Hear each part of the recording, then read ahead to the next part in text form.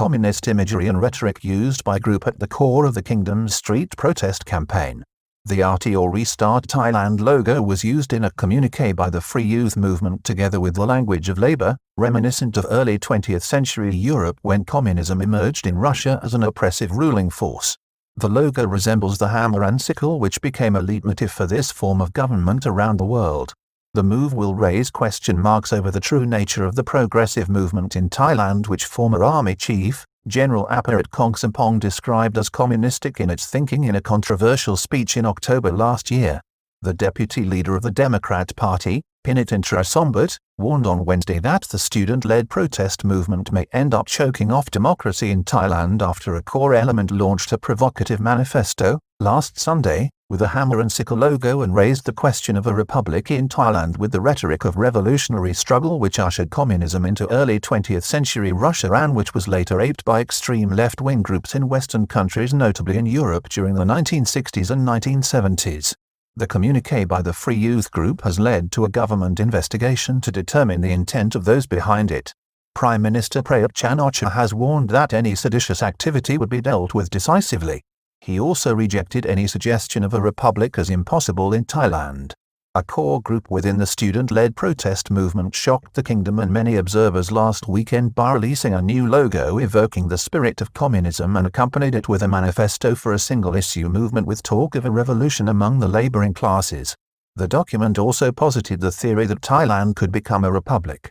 On Wednesday, hours after the Prime Minister, Prayut Chan-o-cha ordered an investigation, the deputy leader of the Democrat Party, Apirat Kongsompong, Centre, warned student activists that their campaign, carried to the extreme, could choke off democracy in Thailand. A movement that formed the nucleus of this year's student-led protests in Thailand has shocked senior officials and led to calls for an investigation after it revealed a new logo and agenda bearing a resemblance to the hammer and sickle which has a long association with communism and launched a call to action using the jargon of revolution this week.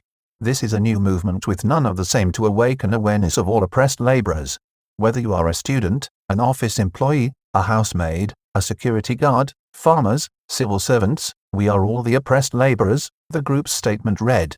Investigation ordered into the Free Youth group. Prime Minister Prayut Chan-o-cha has asked legal advisors to examine the new logo and manifesto launched last Sunday by the Free Youth movement, which bears a strong resemblance to imagery used by communist movements in the past, not only in its imagery but the hyperbole used by the group.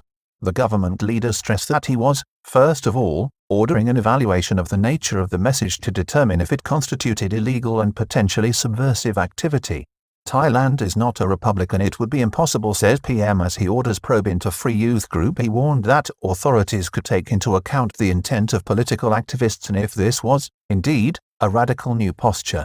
He said that seditious activity would be dealt with robustly by the government in terms of the detection of all those involved and prosecution according to the full rigor of the law. General Prayut made it clear that Thailand was not a republic and that any suggestion to the contrary was impossible to even contemplate.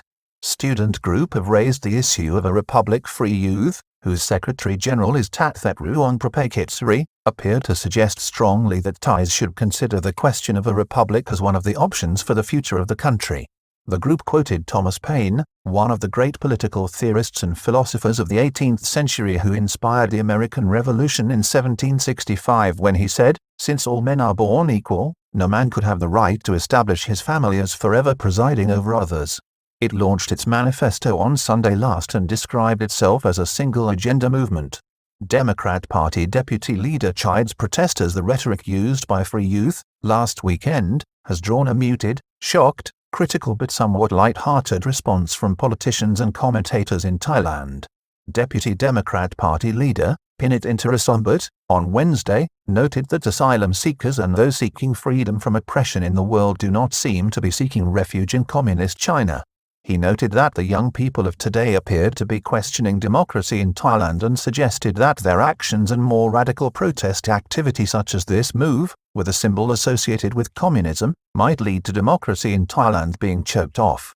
No change, no progress. After 7 months, the protest movement has suspended its campaign, after this Thursday's gathering, until the new year. After 7 months, they have achieved very little. The Prime Minister, General Prayut, continuing to combat the coronavirus emergency and related economic headwinds, remains in office while the Thai Parliament has rejected any meaningful reform of the 2017 constitution.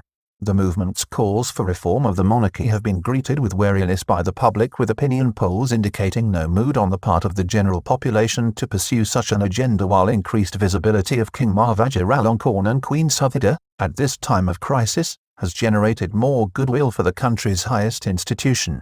MPs with the ruling Palang Pracharat Party, in government, have consistently questioned whether there is broad public support for the goals of the movement, despite opinion polls which do consistently suggest that the public overwhelmingly supports the right of the young protesters to take to the streets.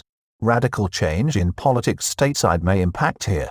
It now arises that a problem for the Thai government may be the radical change in the United States which could occur if President-elect Joe Biden is inaugurated on the 20th of January next, as appears highly likely.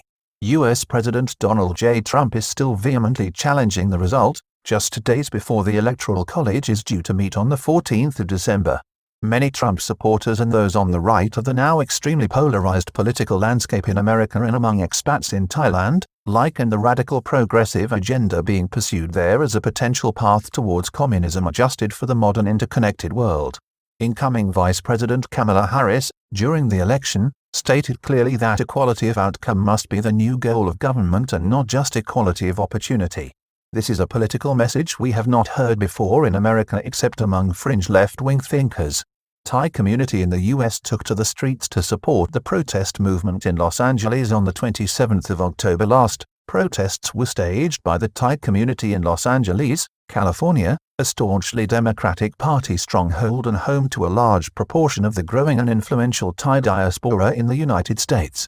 They took to the streets of LA in support of the protest movement in Thailand. The group, made up predominantly of young Thai Americans, calling itself LA for Democracy in Thailand, took to the streets with placards calling for the removal of Prayut Chan-o-cha and reform of the monarchy while making the three-fingered salute. It is widely reported by observers, including respected Thai academics, that Ms. Harris could quickly become a dominant force in the new Biden administration, which promises to be the most left-wing in U.S. history. A draft resolution, proposed last week, to the U.S. Senate Foreign Relations Committee by 9 Democratic senators signaled a newfound interest in Thailand. This has given rise to speculation that the kingdom, known as a bastion of conservatism, could become a target for a new left-leaning Democratic Party in the United States if it finds itself in power. One of those who proposed last week's resolution is Thai-born Senator Tammy Duckworth from Illinois, who is a growing presence in the Democratic Party stateside. Charges and prosecutions under Section 112 continue to unfold across the kingdom against activists. Over the last week or so, protest leaders have been visiting Thai police stations acknowledging charges brought against them, with a catalogue of offences including offences under Section 112 for lèse majesté. The prosecution of the cases could well lead to convictions and long prison sentences.